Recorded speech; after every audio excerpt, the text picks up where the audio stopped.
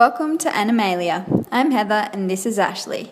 In today's episode, we're talking about a fascinating case of convergent evolution.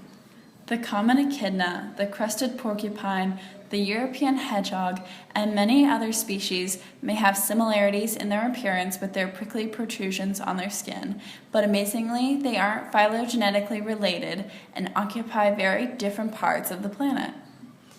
While all these species use their spines and quills for defense against predators, it's been hypothesized that hedgehogs and echidnas accidentally adopted this function. It's thought that originally they primarily served as shock absorbers, where the spine's uniform length and longitudinal strength allowed hedgehogs to absorb the same amount of energy no matter which way they fell, inevitability when regularly climbing. Both spines and quills are made out of keratin, but the morphological similarities stop there.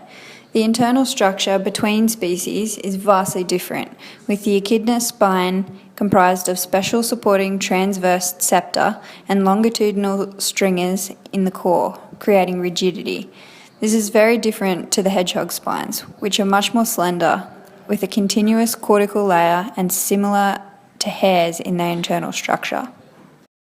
This spiny structure is supported by specialized subcutaneous muscles, which serve the entire spiny armor and its mobility, as seen in the diagram. Hedgehogs have the most complicated, with a three-layered structure of cutaneous maximus.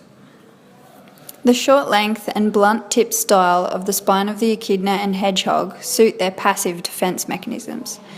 When faced by an attack, the animal strategically rolls up into an impenetrable ball to protect their soft, vulnerable underbelly. With this defense, their spines are found to withstand considerable force by bending and penetrating their attacker. This creates a difficult and unattractive meal, effectively deterring their predator.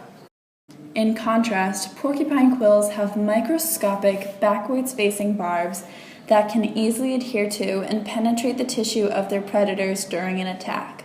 Not only can this animal quickly shoot an array of its supposed 30,000 quills towards their predators, they are also built to lodge into them and never come out. When the porcupine encounters a threat, they will actively start their defense, fanning their quills to double their apparent size. If the threat persists, it will start whirring its quills and stomping its feet before finally charging at the predator, shooting out its quills like projectiles.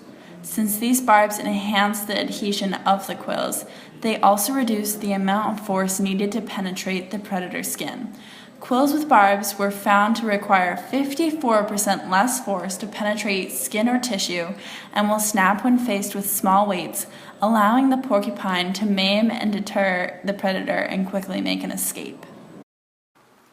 The mechanisms and associated behaviours of both these passive and aggressive defences are reflected in the habitats and ecological niches of each species. Some echidna habitat lies within extremely hot and dry regions, which presents them with a challenge in thermoregulation. To keep their body temperature low and to conserve energy, they enter a state of torpor, which can leave them vulnerable to attack from predators such as dingoes. This is where their passive defense is most effective, their short, stocky spines acting as body armor, capable of holding off an attack for a long period of time with little effort on their behalf. Porcupines, however, whose predators in African and North American savannas and woodlands include big cats, hyenas and wolves, actively utilize their quills as weapons of attack. They quickly create an initial impact that is significant enough to injure and ward off these larger predators.